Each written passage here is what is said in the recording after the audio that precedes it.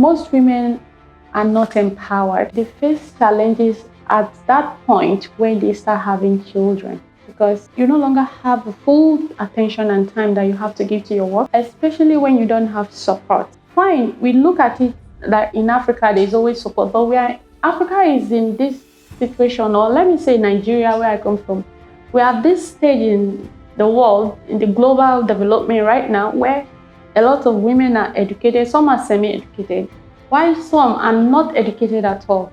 Now, the educated ones, the elites, are even more challenged because you don't now have access to community, right? Like when you are in the rural areas where you have mothers, grandmothers around who can help. You are in the city, you're having kids and you're working. So professionally, you are expected to be able to meet up to the man who is your colleague. You need to do more.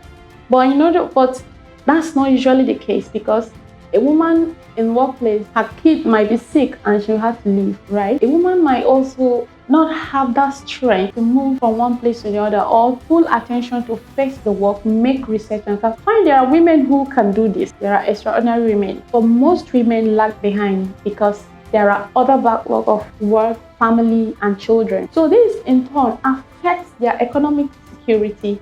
And when a woman who is educated, who is equally educated as a man, you have the same certificate as a man, and you are working twice as hard as the man, because the man just go to work. Fine, some men take responsibility of course, taking care of the children and doing some domestic work, but it can never be like the woman, right? Because you still have, especially if you now even have an infant that you're breastfeeding, you have to look for a daycare where you keep your child. And every now and then your mind is there, even though you're working, your mind is, oh, is my kid all right? And if something happened, they have to call you and all that. Most women don't even have the financial capacity to keep their children in even daycare. So these are the challenges that affect women's economic security. And there are other areas where women don't have the power to own properties. These are for women in rural areas and mostly uneducated women.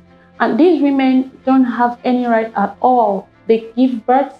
Some of them don't even understand the common concept of using contraceptives, because religiously, probably there is a barrier. There's an understanding that you don't have to use contraceptive. So they have more kids, they have more children to tend to, and they don't have the economic empowerment. Now, whatever the man brings is what they all use, which is increasing poverty. This increased poverty in the community. So there are many more challenges that women face. So these are just a few of the legal rights of every woman. Now we want women to have freedom to work, freedom in workplaces. There should be laws that help women, that understand that, oh, this woman to work particularly like this, or this is how a woman can work, especially if the woman is at that age of having children, childbearing age. The law should help the woman to be able to handle for her kids, at the same time making a good living, and equal to the man. Because when it comes to the mental aspect, the academic capacity